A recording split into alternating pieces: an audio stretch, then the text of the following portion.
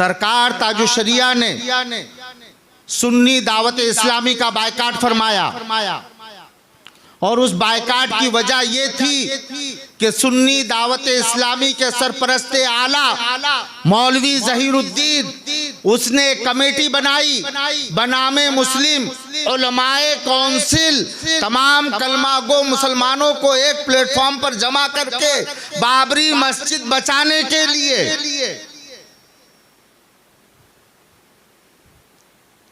बनामे मुस्लिम तमाम कलमा गो मुसलमानों को जमा करके एक प्लेटफॉर्म पर जमा करके कमेटी बनाई उलमाए कौंसिल, जिसको हम कहते हैं उल्लू कौंसिल। हाँ, आप लोग भी उल्लू कौंसिल कहा करो, ये उलमा कौंसिल नहीं है।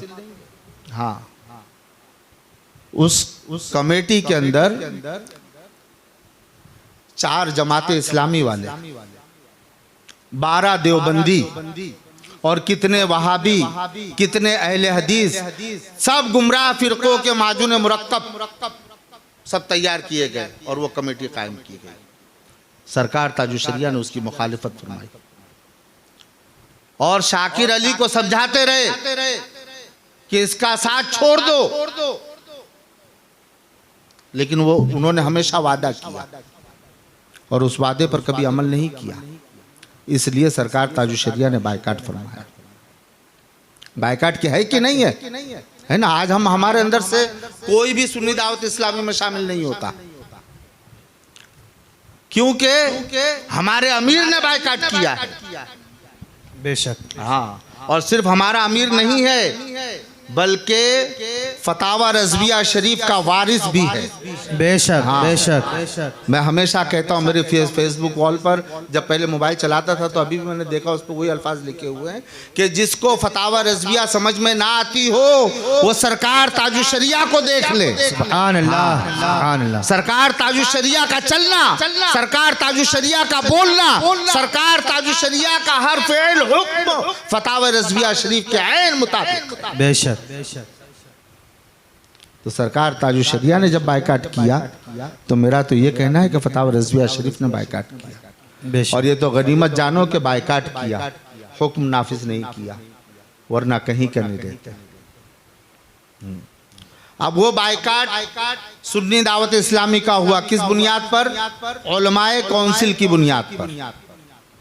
अब उस सुन्नी दावत इस्लामी के स्टेज पर मुफ्ती निजामुद्दीन मिसबाही, जिसको मुहक्किक़े क्या कहते हैं, क्या बोलूँ मैं, मुहक्किक़े मसाइले जदीदा, हाँ, वो उसी स्टेज से आप बैठते हैं। ये सरकार ताजुशरिया की बसीरत थी, आपकी निगाहें देख रही थी कि इस सुन्नी दावत इस्लामी के प्लेटफॉर्म पर मसलके आला हजरत के नाम पर क्या क्या गुल खिलाए जाएंगे, इसलिए पहले ही बायकाट कर दिया। हाँ, पहले ही बायकाट कर दिया। तो उस स्टेज से मुहक्किक निजामुद्दीन मिसबाही आज फतावा रज़विया शरीफ के नाम पर फतावा रज़विया शरीफ के साथ खिलवाड़ कर रहे हैं। जो ज़ी इल्म है ना, वो अच्छी तरह से जानते हैं। और सिर्फ इतना ही नहीं कि फुरूई मसाइल में उसूल पर आओ। एक उसूल तो यही है कि ज़हीरुद्दीन के साथ क्यों हो तुम। अगर ज़हीरुद्दीन के साथ ना होते तो सुन्नी दावत इस्लामी के स्टेज पर ना होते। तुम्हारा होना ही इस बात की दलील है कि तुम, ये मुहक्किक साहब को कह रहा हूं मैं, कि तुम उलमाए कौंसिल के साथ मिले हुए हो। और दूसरी बात, असदुद्दीन ओवैसी, कौन नहीं जानता उसके अकीदे के बारे में। यूट्यूब के ऊपर आप देखो, कभी देवबंदियों की मस्जिद में नमाज पढ़ता हुआ नजर आता है, कभी हिंदुस्तान को अहले हदीस का कहता हुआ नजर आता है, कभी मसलकी इख्तिलाफात के बारे में बात करता हुआ नजर आता है कि जिसको जो करना है करो, तुम नहीं मानते मत मानो, तुम मानते हो तुम मानो, लेकिन सब एक होकर रहो। क्या ये मसलके आला हजरत? ये मसला के आला हजरत है जो देवबंदियों की तबलीगी जमात की मुंह भर भर कर तरफदारी करता है। ऐसे शख्स को मुहक्किक निजामुद्दीन साहब सिर्फ अच्छा नहीं जानते बल्कि आशिक रसूल कहते हैं। यूट्यूब के ऊपर सब मौजूद है पूरा मवाद।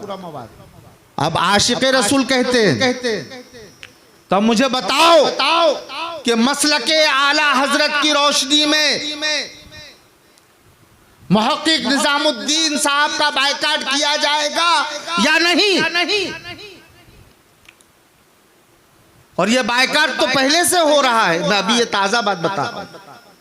हाँ, ताजा बातें बता रहा हूं मैं आपको कि वो एक देवबंदी की तायीद करने वाले, तबलीगी जमात की मुंह भर भर कर तारीफ करने वाले, हिंदुस्तान को अहले हदीस का हिंदुस्तान और खुद को भी अहले हदीस कहने वाले ऐसे शख्स को सिर्फ अच्छा ही नहीं बल्कि आशिक रसूल जान रहे हैं। और वो निजामुद्दीन सूरत के अंदर कादरी मिशन के रहबर और रहनुमा है।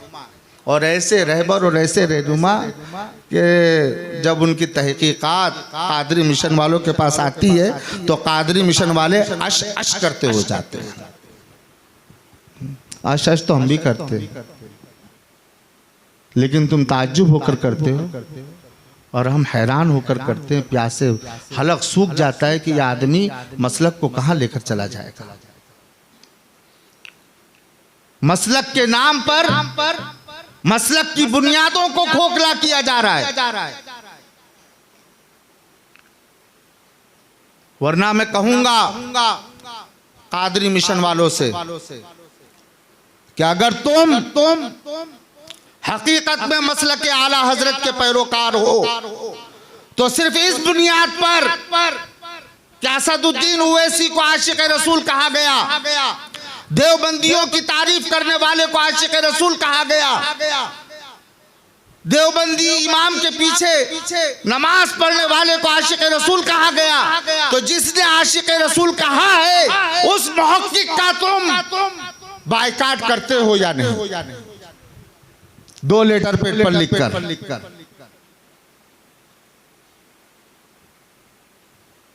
कभी नहीं देंगे।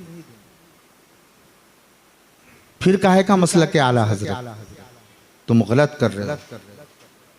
ये मसला के आला हजरत के नाम पर ये चरखाना है, हमारे बुजुर्गों के नाम पर चरखाना है।